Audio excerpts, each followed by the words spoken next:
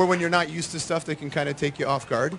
You don't do a lot of North American press these days. No, not really. Does getting in front of this many people not on a big stage freak you out? It's scary. It's all sort of, they're corralled in like sheep and told to be quiet and to applaud and to be quiet and to applaud. But they're doing a good job, I think. I just wish that I had, when I woke up in the morning and I went down to make breakfast, I could have a group of people there I'd tell to applaud. I'm pretty sure you could organize that. I'll work on it. You get the management. Oh, there you go. Volunteer number one. Well, I'll get in the van afterwards. Hey, that's scary. Careful. The closest. Just the boys. Just the boys? Bring it on. Meg's like, new news over here. The closeness to a band is such a big thing for a fan. And did you ever get that opportunity growing up to have a closeness like this almost in proximity? No, never. I really never wanted to be that close. The Sonics had broken up by the time I was a kid. Kills the mystery, you know? It seems like a lot of that's gone, right? You know, the mystery. I suppose nowadays, yeah. I suppose. I mean, reality television is sort of taking over that kind of thing, I think. Do you have that guilty pleasure? Do you ever buy into that stuff? Not really. I don't know. I think it's kind of when people are, I don't know, to get weird about it for a second, but people sort of, put people up to so they can judge them, like these shows, like talk shows or reality shows. It's like you can sit in your chair at home and judge people and say, oh, he shouldn't go out with him, or she's fat, or whatever. It's kind of too judgmental. I think people really don't want to be judged, so they put it on other people. I think if everyone sort of realizes that, maybe it would be a better community. What happened to our culture where that became? I guess so, yeah. For you guys, you're back. You have a new record and such. Unlike a lot of bands, this one didn't cost you very much, did it?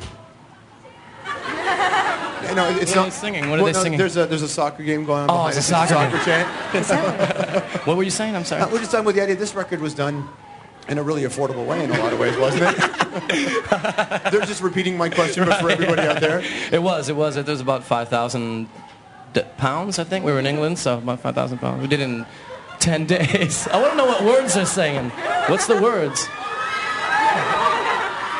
We'll find out for you. I mean, there's a monkey on someone's head over there.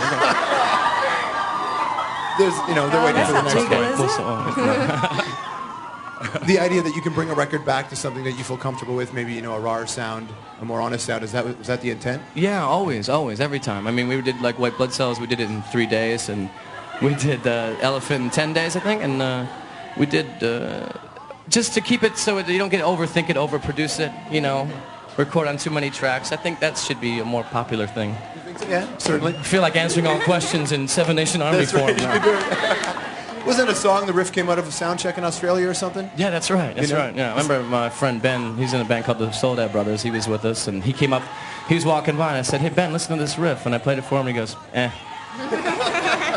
Actually, they just came to town, Soledad Brothers, and they played a show. And when you watch them play, you go, man, they really buy into that sound that they grew up listening to. Oh, yeah. For a lot of bands, they try to do it, but they don't bring something new to it. Is that important for you? Do you ever write a song and go, that's way too retro. I need to add something else. Yeah, I like that. I mean, a lot of garage rock bands, whatever, that's sort of what we came from. I mean, a lot of those guys just purposely rip off other people's music, take other riffs from old, obscure songs that no one's ever heard and call it their own. I was always firmly against that. I always hated that because I just felt like you couldn't be proud of it, if it didn't at least come from. I mean, there's no point. I mean, you're going to write songs, someone's going to say it sounds like something else. They're always going to do that. So. But I'd always just try to stay away from purposely doing that. And if you actually get into playing stuff that's bluesy, you're going to go from a certain region in the Delta anyway. Yeah, I mean, it's no problem. It's wonderful to have influence. It's wonderful to join that tradition of songwriters and storytellers and join that family. I mean, if you go back to Robert Johnson, all of Robert Johnson's songs were taken from all the people around him, Son House and Charlie Patton. Those were all songs that were happening at the time. He didn't write them.